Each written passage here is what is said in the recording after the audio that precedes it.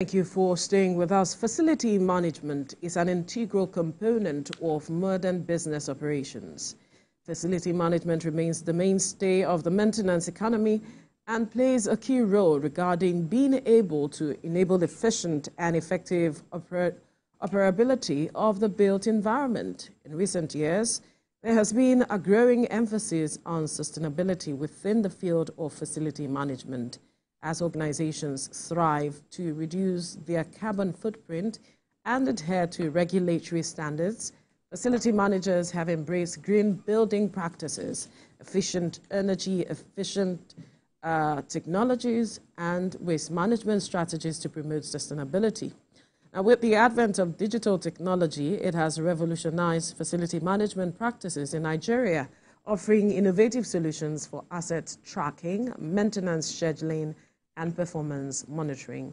Well, joining us in the studio is the National President, Association of Facilities Management Practitioners of Nigeria, Paul Erubami. Good morning. Good morning. It's good to have you join us. Good morning. I'm certain there are some persons who did not understand everything I read. Right? I guess so. So I'd need for you to, perhaps in layman's terms, break it down for us what facilities management is, because some person might just feel, it's not to maintain one thing in my house and all of it. So what's the big deal about this conversation? Yeah. So help us better understand and situate things, why it's important for us to have this conversation and the implication as well. Thank you. All right. To put it very simply, we all exist in some form of spaces, Right, and require some services to function.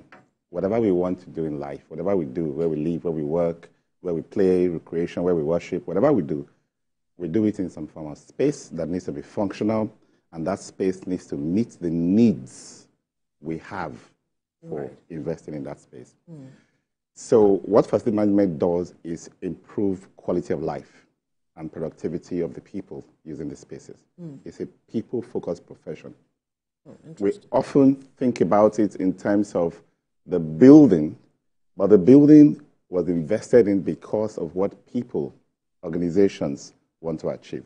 So we are taking it up, to that level of why we exist as facility managers. And our job is to ensure that there's full integration with the spaces that you operate in, and that the spaces are functional for your use.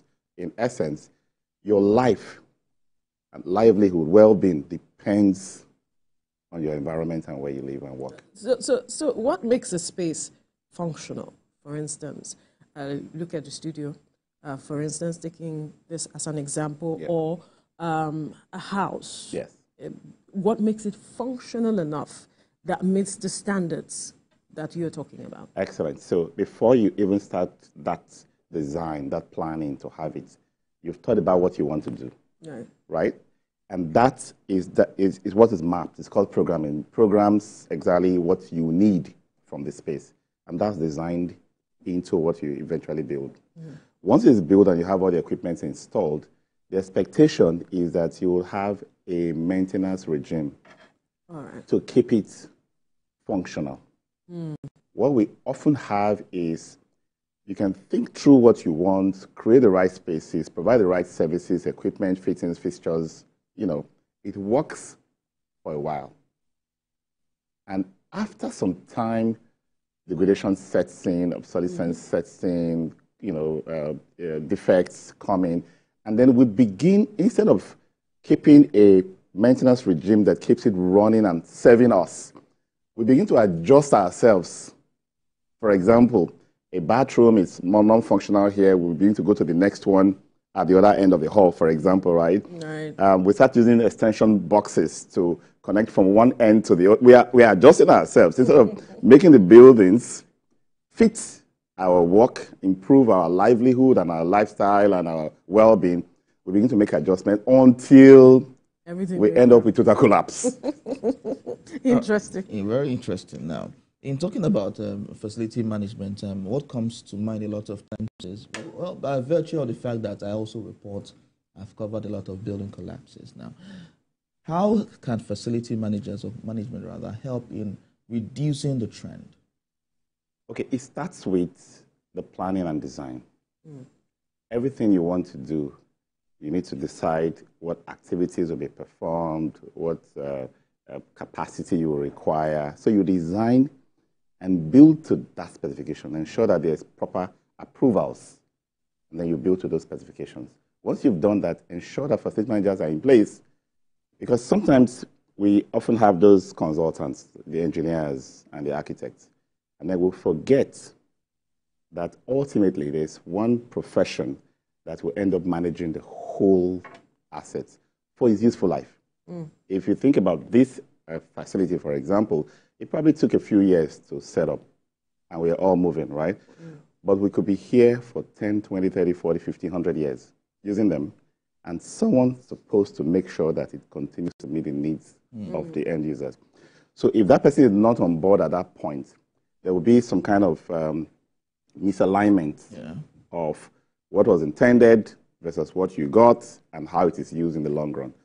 So if we're talking about collapse, collapse has a lot of components. First is when you're designing, did you design for what you will eventually require in terms of dead load and live loads? All of those things are the things the engineers would deal with. For us as facility managers, we are concerned that the right processes are in place, the right approvals are gotten, and the right understanding of what people are going to do with the buildings are in place. In terms of occupancy, you can build for 100 people and move in 1,000 people. That's a problem. That's a big problem. So in building construction, what are facilities managers looking out for so that when it's put in place, it helps in reducing dangers? Fantastic. The first thing we try to look out for is operational readiness. Do we understand what we're going to do with this building? How it's going to be used? Well-documented requirements.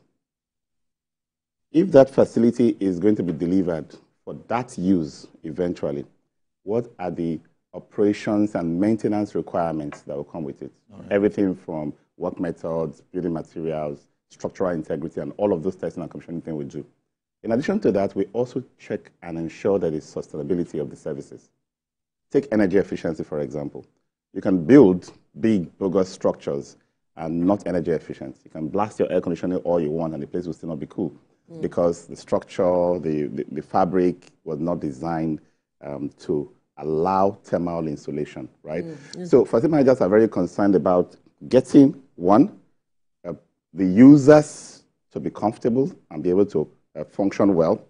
Two, the value of the assets to increase instead of, degrade over time, because that itself has this impact on the bottom line of businesses. And also the sustainability of its operations, including energy efficiency, waste management, and all of those things that happens around the use of the building. Right. Now, my question is going towards the matter of maintenance, maintenance regime, how regularly you are supposed to do that to ensure that there's no form of degradation. And that it still meets, the building still meets the standards it was built for in the first place. And then let's put also into consideration the economic situation that we have found ourselves as it is. There are those who feel that it's important to cut costs and so would want to find one way or the other to shock things. Exactly. And for me, that's more like penny-wise, pound-foolish situation. Really? Yeah, it is. Ultimately, you lose more when you don't maintain. You lose a lot more. If somebody does a valuation on a property that is not being maintained, the valuation is going to say that property is worth very little. The one that's well maintained is going to be valued higher. That's the first point. Secondly, your insurance premiums are also affected.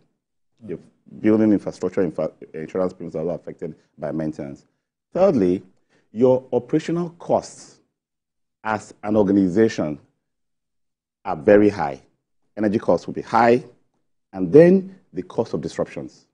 When things break down, then when you now have the perception of quality, if I go into a business that has a well-maintained facility and they give me a price, I could pay a premium just because of what I see. There are some environments you're in, you don't even want to negotiate. You just feel oppressed by the environment. Oppressors. So you will see that facility management adds a premium, not just to reputation, but to the organization's bottom line. in addition to cost efficiencies. If it breaks down before you try to fix it, it costs more than when you try to do those routine little things on a regular basis to keep it running. This also goes for vehicles, right? Yes, of course, all kinds of assets, physical assets. So they follow the same principles. So it means that facility managers, in terms of building, are doing more than house agents and lawyers. There are those who are in the transactions business. Their interest is to sell, lease, collect charges. They are transactions. What we do is care for people. Care for the businesses that own the facility. Ensure that there is value creation in the process.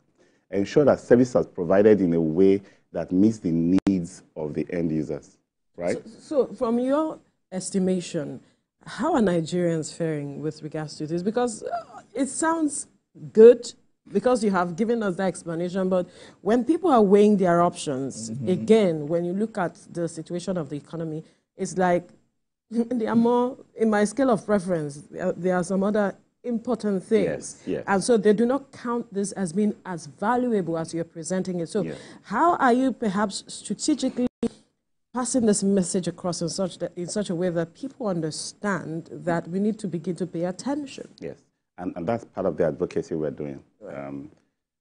People need to understand that they are losing a lot more if they don't engage facility management and maintenance. And the approach in the past has always been that of reaction.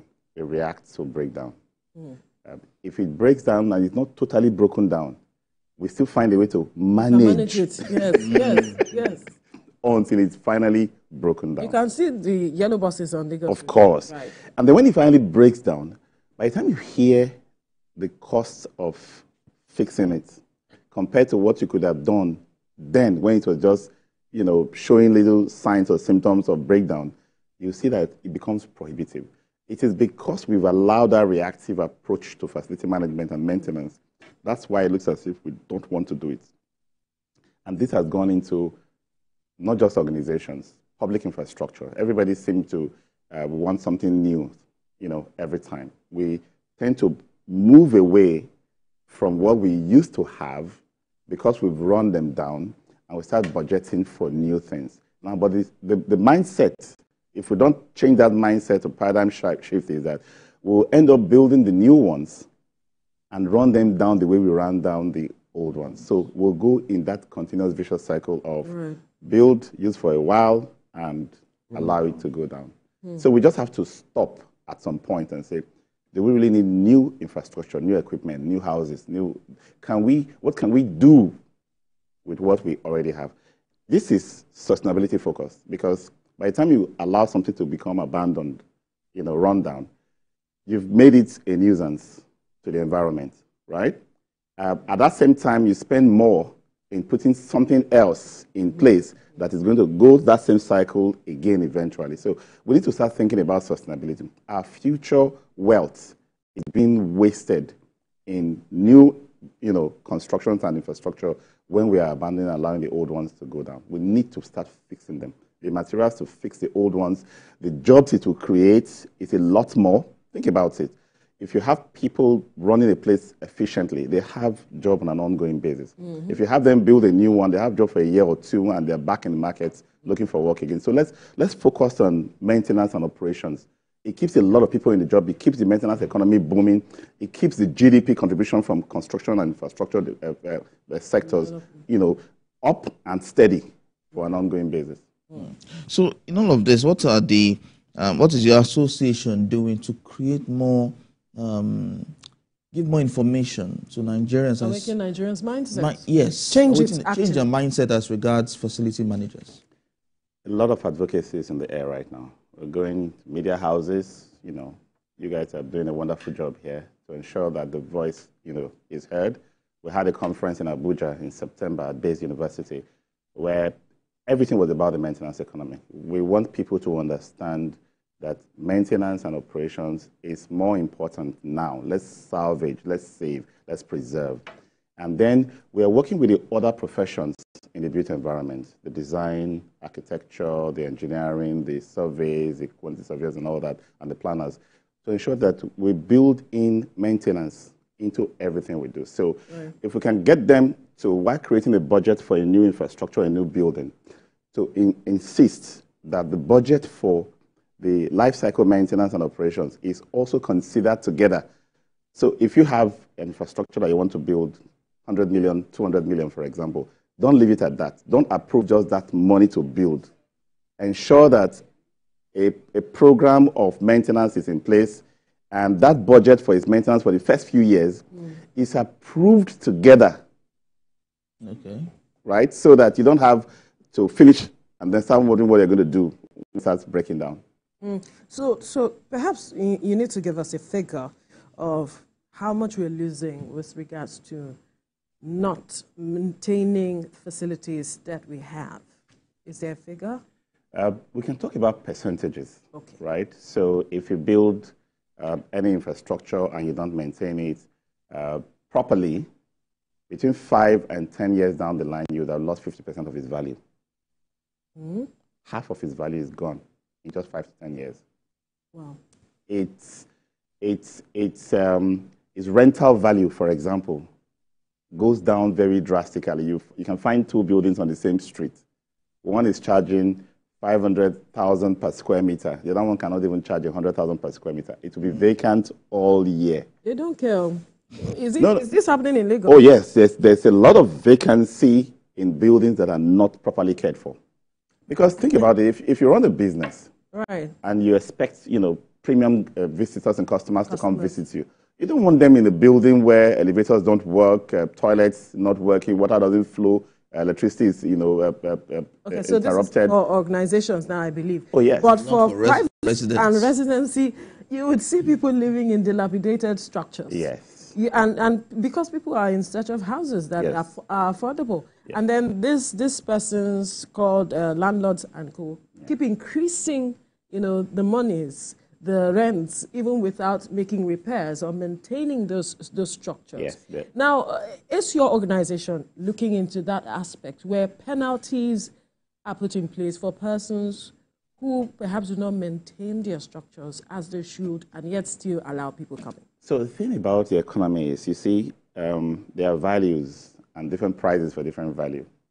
If you find facilities that are well maintained, you pay a premium for them, isn't it? Absolutely. If you cannot afford those, you have other people who will give you the ones that are not properly maintained, not properly built for the kind of amount you can pay for it, isn't it? Now, there's a building code which we stand with, which we support, which we advocate for, is compliance. It prescribes certain minimums for the kind of buildings that people can occupy. It requires that there is some kind of inspection and certification to make a place habitable. Well, we and processes. Yes, I agree. We have that challenge. And what we've been saying is the government cannot have enough people to police all the non-compliance to the code. We can't have, if we have to do that, our taxes will go up. I keep saying that. We keep saying the government is not monitoring enough, not inspecting enough. But if we have to have people everywhere to ensure there is enough inspections, enough monitoring and control, our taxes will go up because you employ half the population to police the other half, isn't it? So we need to start doing this self-regulation approach where we can talk to ourselves and for us like this, opportunities like this, where we can create awareness and create some kind of publicity to let people know that they can start, complying at the basic level and doing some things to help themselves. Okay, we'll have to leave the conversation here. There's so much has been said, and there's still much to be said. Exactly. But we must thank you, Paul Erubami, National President, Association of Facilities Management Practitioners of Nigeria, for your time on the program. And we wish you all the best. Thank you very much. Thank you.